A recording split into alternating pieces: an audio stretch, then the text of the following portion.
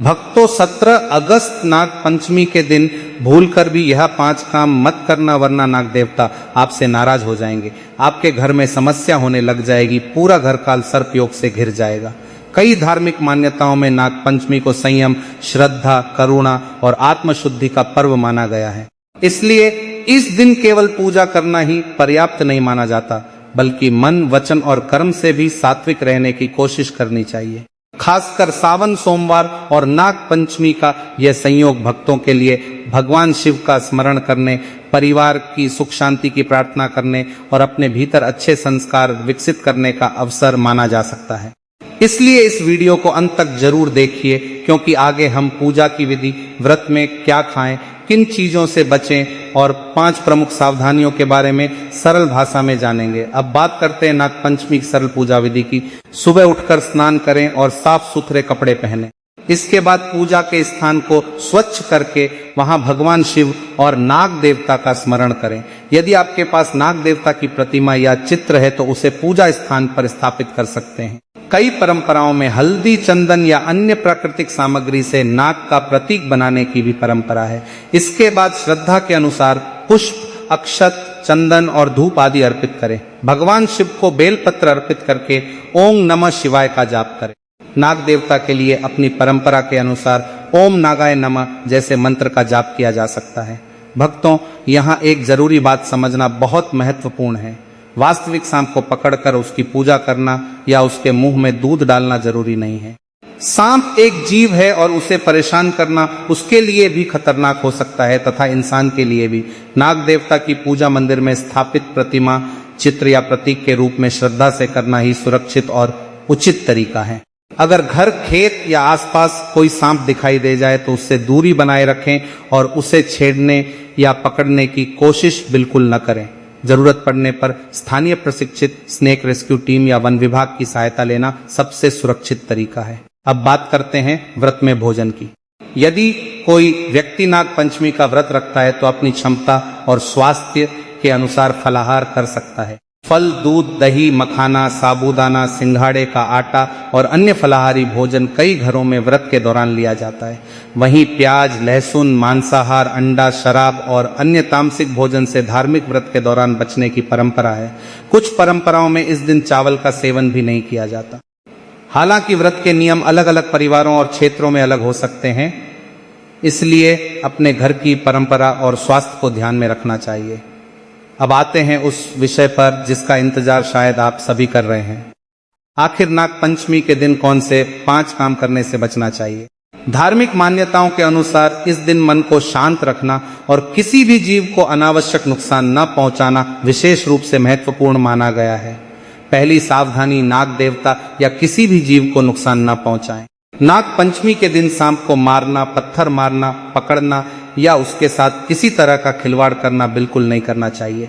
वास्तव में किसी भी दिन किसी निर्दोष जीव को अनावश्यक कष्ट देना उचित नहीं है। सावन के मौसम में खेतों और घरों के आसपास सांप दिखाई देना सामान्य हो सकता है। अगर ऐसा हो जाए तो घबराकर उसे मारने के बजाय सुरक्षित दूरी बनाए रखें और उसे निकलने का रास्ता दें।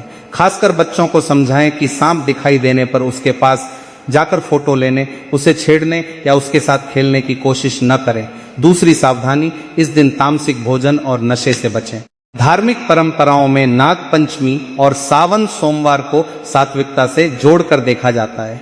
इसलिए इस दिन मांस, मदिरा और अन्य तामसिक चीजों से दूर रहना बेहतर माना जाता है। केवल भोजन ही नहीं, बल्कि अपने विचार और व्यवहार को भी शांत और सकारात्मक रखने का प्रयास करना चाहिए। पूजा करने के बाद किसी से झगड़ा करना, अपशब्द बोलना या जानबूझकर किसी को दुख पहुंचाना पूजा की भावना के विपरीत माना जा सकता है। तीसरी सावधानी, घर में कलह और अपमान से बचें। भक्तों, धार्मिक पर्व का उद्देश्य घर में शांति और सद्भाव बढ़ाना है। इसलिए नाग पंचमी के दिन पति पत्नी, माता पिता, भाई बहन या किसी अन्य परिवार के सदस्य से बेवजह विवाद करने से बचें। विशेष रूप से महिलाओं का अपमान न करें। सनातन परंपरा में स्त्री सम्मान को बहुत महत्व दिया गया है और जहां सम्मान, प्रेम और सद्भाव होता है वहां सकारात्मक वातावरण बनने की बात कही गई है। इसलिए इस पावन दिन किसी के साथ कठोर व्यवहार करने के बजाय प्रेम और धैर्य रखें। चौथी सावधानी, दिखावे के लिए पूजा न करें। नाग पंचमी का अर्थ केवल बहुत सारी सामग्री चढ़ाना नहीं है। पूजा में सबसे महत्वपूर्ण श्रद्धा और भाव माना जाता है। इसलिए केवल दूसरों को दिखाने के लिए पूजा करने, अनावश्यक खर्च करने या किसी जीव को परेशान करके धार्मिक कर्म करने से बचें। भगवान शिव की पूजा सरल तरीके से भी की जा सकती है। जल, बेलपत्र और सच्ची श्रद्धा के साथ ओम नमः शिवाय का जाप करना भी भक्ति भाव का सुंदर माध्यम है। पांचवी सावधानी, क्रोध और नकारात्मकता को अपने ऊपर हावी न होने दें। इस दिन कोशिश करें कि मन में किसी के प्रति द्वेष, बदला लेने की भावना या अनावश्यक क्रोध न रहे। बच्चों पर गुस्सा करने, बुजुर्गों का अनादर करने या किसी कमजोर व्यक्ति को परेशान करने से भी बचना चाहिए। नाग पंचमी का वास्तविक संदेश केवल नाग देवता की पूजा तक सीमित नहीं माना जा सकता। यह प्रकृति, जीव जंतुओं और जीवन के प्रति करुणा रखने की सीख भी देता है। भक्तों, नाग पंचमी के दिन सबसे जरूरी बात है कि मन को शांत रखा जाए। व्रत रख रहे हैं तो केवल भोजन का त्याग करना ही व्रत नहीं है। वाणी पर नियंत्रण रखना, किसी से झूठ ना बोलना, किसी का अपमान ना करना, जरूरतमंद की सहायता करना और मन में बुरी भावना ना रखना भी साधना का हिस्सा है। अगर कोई व्यक्ति सुबह भगवान शिव को जल चढ़ाए और कुछ देर बाद घर में ही किसी से झगड़ा करने लगे तो पूजा का उद्देश्य ही कमजोर हो जाता है।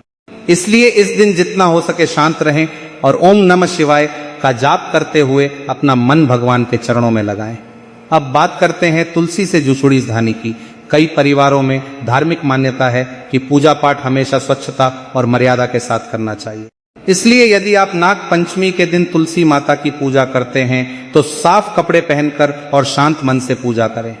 तुलसी को जल देने और दीपक जलाने की अपनी पारिवारिक परंपरा का पालन करें, लेकिन किसी भी नियम को लेकर डरने की जरूरत नहीं है। पूजा का सबसे बड़ा आधार श्रद्धा और स्वच्छ भावना है।